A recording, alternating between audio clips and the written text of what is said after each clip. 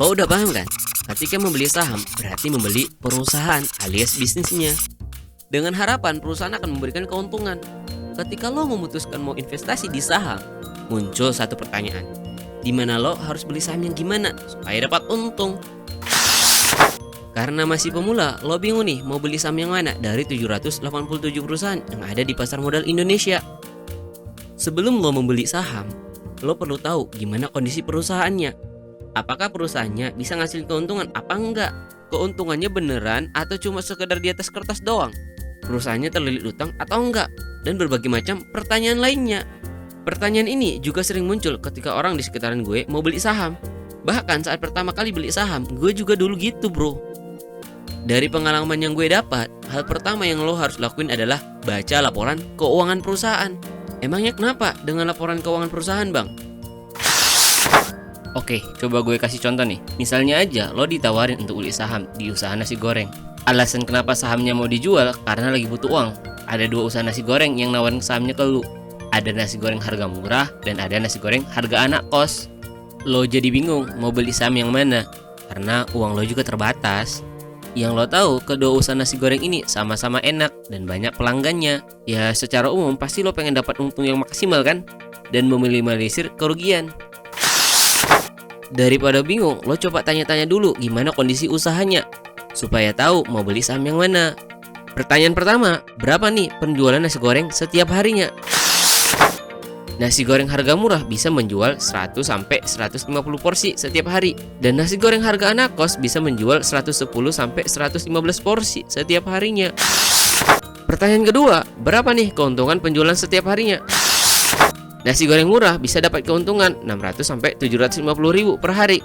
Dan nasi goreng harga anak kos bisa dapat keuntungan 700-800 ribu setiap harinya. Wah, dari sini udah mulai dapat kan gambaran pengen beli saham yang mana? Tapi jangan lupa tanya juga berapa nih modal dan utang usahanya. Nasi goreng harga murah memiliki modal 200 juta serta utang 35 juta. Sedangkan nasi goreng harga anak kos punya modal 170 juta serta utang 20 juta. Tunggu. Lo hampir lupa nih satu pertanyaan penting yang tidak boleh dilewatkan. Berapa pengeluaran rutin per bulan usaha nasi goreng? Seperti sewa tempat, listrik, air, gaji karyawan, dan lain-lain. Pengeluaran rutin nasi goreng murah itu 11 juta per bulan. Dan nasi goreng anak kos itu 10 juta per bulan. Lo udah dapat kan jawaban mau beli saham yang mana? Kalau gue yang ditanya, ya gue akan lebih condong membeli saham nasi goreng harga anak kos. Hitung-hitung keuntungan penjualannya lebih stabil dan utang serta pengeluarannya lebih kecil daripada nasi goreng harga murah. Walaupun pada kenyataannya ketika membeli saham masih banyak nih faktor-faktor lain yang harus dipertimbangkan. Cara mengetahui potensi sahamnya memberikan keuntungan atau enggak, salah satunya dengan mengetahui kinerja keuangan perusahaan. Gak mungkin juga lo tanyain satu-satu perusahaan yang ada di pasar modal Indonesia untuk nentuin beli saham yang mana. Biaya lo jumpain pimpinan perusahaan atau nelpon satu-satu udah berapa tuh? Belum tentu juga waktu lo coba jumpain atau hubungin langsung direspon. Jadi harus gimana bang? Sekarang kan zamannya udah teknologi. Ya pasti hampir semua kita nih punya gadget lah ya. Dengan adanya gadget tadi, lo bisa download laporan keuangan perusahaan bentuknya PDF. Dengan memiliki gadget tadi, lo cukup butuh satu lagi modalnya nih, yaitu jaringan internet. Selama lo punya jaringan internet, silahkan download laporan keuangan yang lo butuhin sebanyak mungkin untuk mempelajari perusahaan yang ingin lo beli. Dan kalau udah lo download laporan keuangannya, lo bisa tuh mempelajari kinerja perusahaan dimanapun berada. Mau sambil tiduran, minum teh di pagi hari, atau sambil manjat pohon, terserah lo mau di mana. Yang penting lo nyaman dan gak ganggu orang lain. Lo udah tahu atau belum cara download laporan keuangan? Kalau belum, oke, nih coba kita belajar bagaimana cara mendownload laporan keuangan. Caranya gampang, ada dua cara. Yang pertama dari web IDX atau Bursa Efek Indonesia. Yang kedua dari web perusahaan. Sekarang kita praktekkan cara yang pertama. Nah, kita buka dulu Google, kemudian ketik web dari IDX. Muncul deh tampilan web dari IDX sendiri. Setelah itu, coba klik di bagian atas yang ada tulisan perusahaan tercatat. Di sini kan ada dua pilihan, ada laporan keuangan dan ada laporan tahunan. Kita pilih jenis laporan keuangan dan jenis efeknya kita pilih saham. Sedikit informasi, efek adalah istilah lain surat berharga. Di kolom kode atau nama perusahaan, silakan diketik perusahaan yang ingin dicari atau kode sahamnya. Terus pilih tahun berapa yang ingin lo lihat.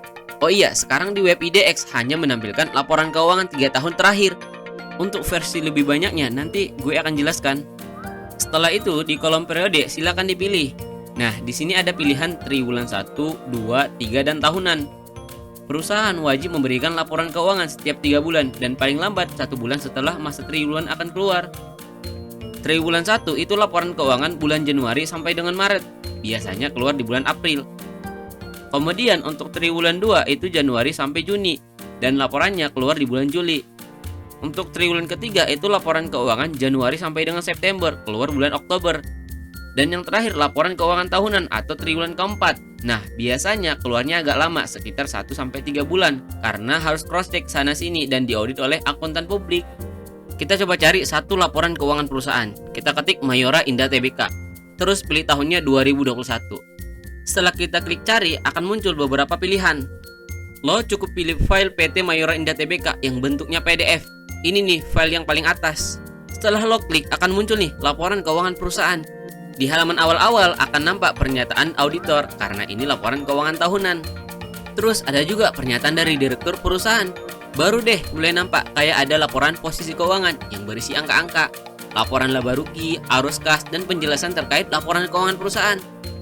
Tadi kan gue bilang kalau mau versi lebih banyak terkait laporan keuangan perusahaan bisa dengan cara yang kedua, yaitu dari web perusahaan. Coba aja ketik di Google misalnya Mayora Indah Tbk. Kemudian klik webnya, terus pilih hubungan investor dan klik di bagian laporan keuangan. Nah, muncul deh laporan keuangan perusahaan. Tinggal pilih aja mau laporan kuartal atau tahunan.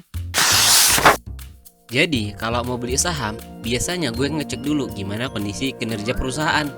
Berapa jumlah kasnya, modalnya, seberapa besar utangnya, terus bisa nggak perusahaan bayar utang, perusahaannya untung atau rugi, dan masih banyak lagi hal yang gue cek di laporan keuangan. Ada memang perusahaan yang rugi? Jawabannya ada. Bahkan perusahaannya sudah banyak dikenal oleh masyarakat. Misalnya aja perusahaan Bukalapak yang gak asing lagi di telinga kita kalau mau beli produk UMKM secara online.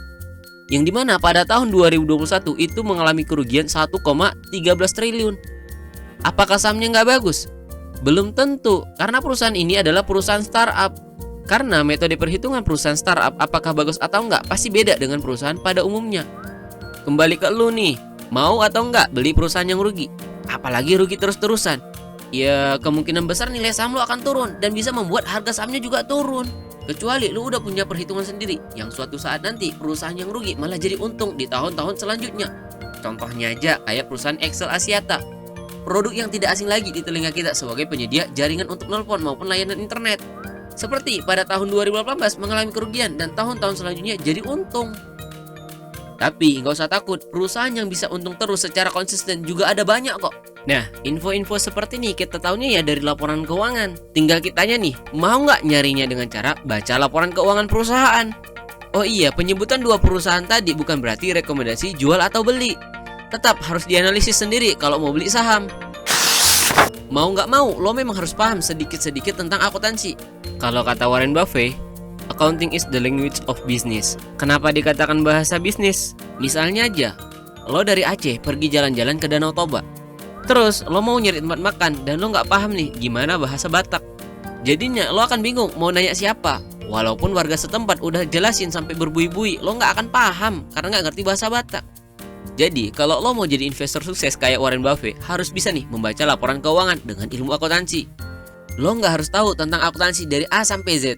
Karena lo nggak diminta membuat laporan keuangan dengan ilmu akuntansi dari A sampai Z beserta perhitungannya yang mungkin sangat ribet bagi lo. Yang penting minimal lo tahu cara membaca laporan keuangannya supaya tahu informasi yang dibutuhkan. Karena dari laporan keuangan ini lo bisa tahu nih apa yang terjadi di perusahaan melalui beberapa perhitungan yang nantinya bakal kita bahas di video-video selanjutnya.